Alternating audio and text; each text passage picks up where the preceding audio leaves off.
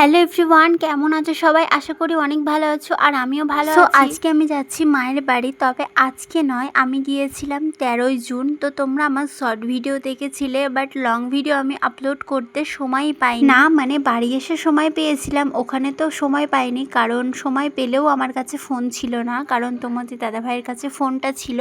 মানে তোমাদের দাদাভাইয়ের ফোনে শ্যুট করা হয়েছিল এই ভিডিওটা। তোমাদের তো আমি শর্ট ভিডিওতে বলেছিলাম যে আমার নিনি শাশুড়ির অনেকটা শরীর খারাপ করেছিল, তার জন্য আমার শাশুড়ি মা, তোমাদের দাদাভাইয়ের আমি তিনজনেই বাড়ি থেকে বার হয়ে পড়ি। আর তোমরা তো জানো যে আমার শ্বশুর বাড়িতে নিয়ে কাজের উদ্দেশ্যে বাইরে চলে গেছে, তার জন্য আমরা তিনটেই মানুষ আছি বাড়িতে। আমি বলছিলাম আমি যাব না, তোমরা যাও, বাট আমি কি বাড়িতে একা থাকবো মেয়েকে নিয়ে? আর যা হচ্ছে সন্ধ্যের দিকে, না মানে বিকেল হতে না হতেই কিন্তু ঝড় শুরু হয়ে যাচ্ছে, সেই কারণে সেই ভয়ে আমি বাড়িতে না থেকে চলে গেলাম মায়ের বাড়িতে। আমি বললাম আমাকে মায়ের বাড়ি রেখে আসবে, আর তোমরা দুজনে যাবে, নিনিকে দেখে আসবে, কারণ মেয়েকে নিয়ে আমি এত রোদে যাব না।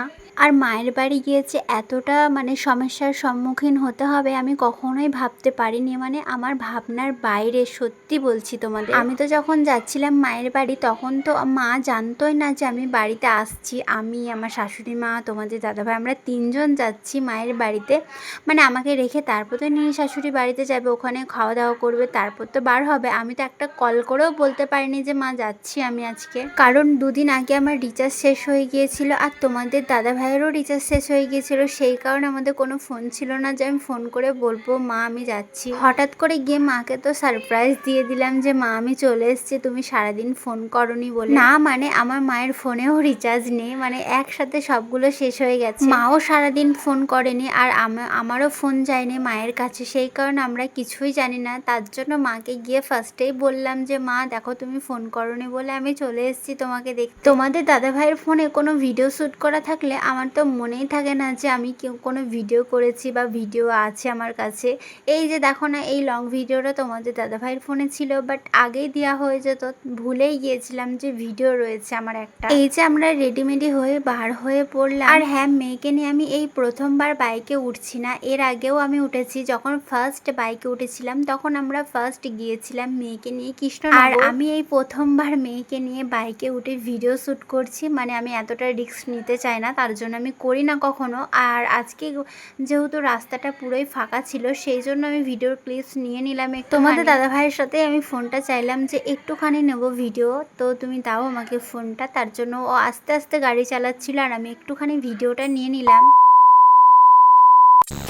বাড়ি যাওয়ার পর কিন্তু আমি কোনো ভিডিও নিতে পারিনি, কারণ এত গরমের মধ্যে আমার কিচ্ছু ভালো লাগছিল না। বাড়ি গিয়ে ফার্স্ট আমি আমার ড্রেস চেঞ্জ করি, তারপরে মেয়েকে মায়ের কাছে দিই, খাওয়া দাওয়া করি, খাওয়া দাওয়া করার পর অনেকটা রেস্ট নিই, শুয়ে থাকি। আমার শাশুড়ি মা আর তোমাদের দাদাভাই দুজনেই খাওয়া দাওয়া করে চলে গিয়েছিল নিনি শাশুড়ির বাড়িতে, তারপর আমি মায়ের বাড়িতে ছিলাম। আর হ্যাঁ তোমাদের দাদাভাই আমাকে বলে গিয়েছিল যে বিকেলের দিকে আমি আসবো বাড়ি, মানে আমার মায়ের বাড়িতে আসবে আর রাতের বেলা থাকবে, আর সকালবেলা উঠে ঘুম থেকে উঠে চলে যাবে, মানে কাজে যাবে তার জন্য। তারপর তোমাদের দাদাভাই আমার নিনি শাশুড়িকে দেখে এসে আমার মানে আমি ওখানে ছিল, আর তোমাদের দাদাভাই আমাদের বাড়িতে এসেছিল রাতের বেলা। আমি গেলে মায়ের কাজটা একটু বেশি হয়ে যায়, মানে মায়ের একটু খাটনি বেশি হয়ে যায়। তবে এই কথাটা আমার মায়ের সামনে বলে আমার মা প্রচন্ড রাগ করে, কারণ মা বলে না কোনো খাটনি হয় না, আমার বেশি আনন্দ হয় তোরা আসলে। আমি জানি এটা সব মায়ের কাছে, মানে মেয়েরা শ্বশুর বাড়ি থেকে মায়ের বাড়ি গেলে সব মায়েদেরই আনন্দ হয়। আর এই যে আমার আয়ন পাপার প্রচুর বুদ্ধি, এইটুকু বাচ্চা না প্রচুর বুদ্ধি। তোমাদের দেখবে ছোট বাচ্চারা থাকলে মারপিট করে, মারামারি করে, রাগারাগি করে, বাট আমার আয়ন পাপা কখনোই তার বুনুকে মারে না, সব সময় আমি খেতেই থাকে। আমি যদি যাই তোমাদের দাদাভাইয়ের সাথে, তোমাদের দাদাভাইয়ের কাছে বেশি থাকে, সব সময়তেই ওর কাছেই থাকে, মনে হয় ওর সাথেই আগে পরিচয় হয়েছে। যাই হোক, এখানে তোমাদের দাদাভাই চলে এসেছিল, মানে বিকেলের দিকে এসেছিল, তারপর নাস্তা পানি দেওয়ার পর রাতের দিকে মা মানে তোমাদের দাদাভাই ভাত খাচ্ছিল আমার পাশে বসে, আর আমি খাচ্ছিলাম। তখন আমার মেয়ে কান্না করছিল খাওয়ার জন্য, তাই আমি হাত ধুয়ে বসেছিলাম, আর মা তখনই চলে এসেছে যে হাত ধুয়ে বসে আছো, তাহলে মেয়েকে আমাকে দাও। আমি বললাম না ও খাচ্ছে, তারপরে মাই হাত ধুয়ে আমাকে ভাতটা খাইয়ে দিল। এরকম পরিস্থিতিতে আমাকে অনেকবার পড়তে হয়েছে, তোমাদের দাদাভাই তখন আমাকে খাইয়েও দিয়েছে। যেদিন মায়ের বাড়ি গিয়েছিলাম ওইটুকুই আমি করেছিলাম, মানে ভাত খাইয়ে দিচ্ছে মা, ওটুকুই করেছিলাম সেদিন, মানে রাতের বেলা শেষ ভিডিওটা। তার পরের দিন কিন্তু সন্ধেবেলা আবারও ভিডিওটা স্টার্ট করেছি। সারাদিন কিন্তু এত ঝামেলার মধ্যে ছিলাম, মানে কি বলবো তোমাদেরকে। কখনো আমি এটা ভাবিনি যে আমাদের বাড়ির সবাইকে এই পরিস্থিতিতে পড়তে হবে, কখনো আমি এটা ভাবতে পারিনি। আজকের দিনে কিন্তু আমি বাড়ি যেতাম, মানে যেদিন আমি গিয়েছিলাম সেদিন তো ছিলাম, তারপরের দিন কিন্তু আমার শাশুড়ি মা আমাকে আনতে এসেছিল যে চ বাড়ি চ। বাট এতটা প্রবলেমের মধ্যে ছিল আমার বাড়ির লোক, মানে আমার বাড়ির লোক থাকলে তো আমি তো থাকবই, সেই কারণে কিন্তু আমি আম্মিকে বললাম তুমিও থেকে যাও, আমরা কালকে একসাথে বাড়ি যাব। বাট আম্মি থাকলো না, তার জন্য আমি ছিলাম।